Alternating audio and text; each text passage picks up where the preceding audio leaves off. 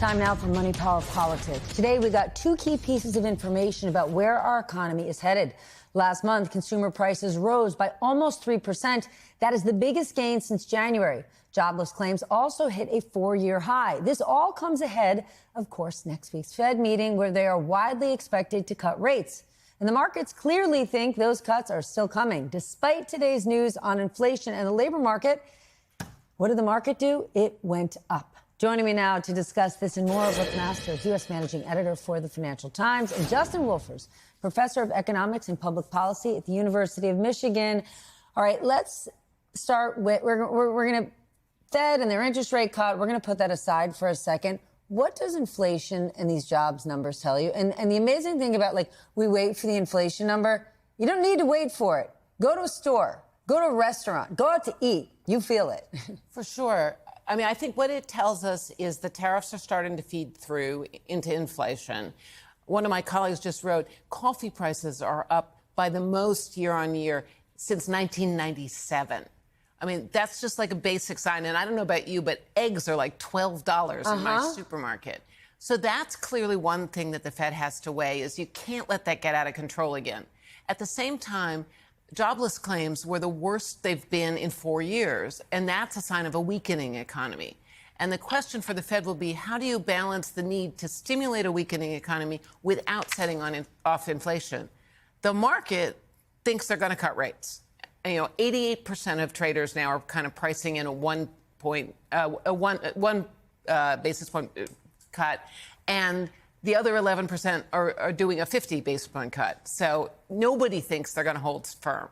And just to remind our audience, when you're going, but I don't understand inflation, the market's going up. Remember, the markets, investors, companies desperately want rates to go down because it lowers their borrowing costs. When borrowing costs are high, it's more difficult for them to operate. They want to lower their borrowing costs, and that's what they'll get with a rate cut. Justin, the head of one food service industry group told Axios the following. I want to be sure I get this quote right. Consumers will be faced with purchase decisions that they have not had to make in years. What is your take on the numbers we saw today and where things may be headed? I mean, Brooke was talking about her grocery prices, restaurant prices. We all see it. They're high. Well, if Brooke's right about coffee prices, that's frankly depressing, and we'll all be a little sleepier next time we see each other. But what Brooke's leaving out is all the coffee jobs that are going to come back to America. All we need is mountains, the right altitude, and the right soil. Otherwise, you might just say this is a set of tariffs that aren't helping anyone. That couldn't be true, though, could it? Look, there's actually a really important analytic point I want you to make here, Steph.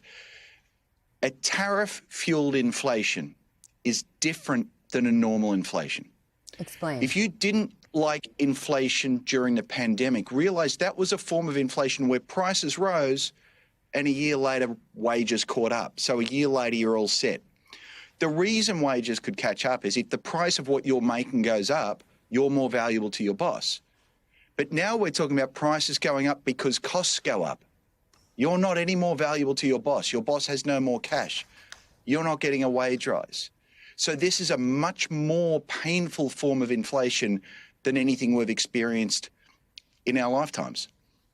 Brooke, today the Department of Justice asked an appeals court to let the president's firing of Fed Governor Lisa Cook go ahead before the big Fed meeting next week. What does that tell you?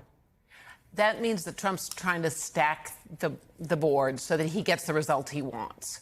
He is not confident that the Fed will do what he wants. Okay, but can we just pause for a second? She has already intimated in the past, or Jay Powell, and she normally votes with Jay Powell, they're likely going to cut rates, not because Trump is telling them to, but because the data is telling them to. So Trump's trying to game a system when he's going to get the outcome he wants, likely. Well, and he's trying to stick Stephen Mirren on the board in time to vote. He just doesn't want to take any risks. And frankly, he doesn't want just one cut. He wants 2, 3, 4. And that's why he's trying to do it. Justin, the Washington Post is actually reporting there is a new wrinkle in American labor and how we look at it. And I want to make sure I get this right. Military-related work absences, okay, are higher than they have been in almost 20 years, in large part because the president is deploying the military to American cities. How does this disrupt an already vulnerable labor market? That you've got people in all sorts of jobs around the country that have to leave their jobs and go serve in the National Guard, where in most cases they are paid much less than they get paid in their regular day job. I think this is much less an economic story and more an interesting use of economic data to tell a national security story. Yes, this is going to disrupt the boss when you can't turn up at work, but what an extraordinary statistic that we have more folks, more of the National Guard folks, more military folks away from their civilian jobs because we're in a time of war. We're not actually at war with anyone right now. Why are these folks being called up? It's not to help the United States against our foreign enemies. It seems like there's something going on within our cities.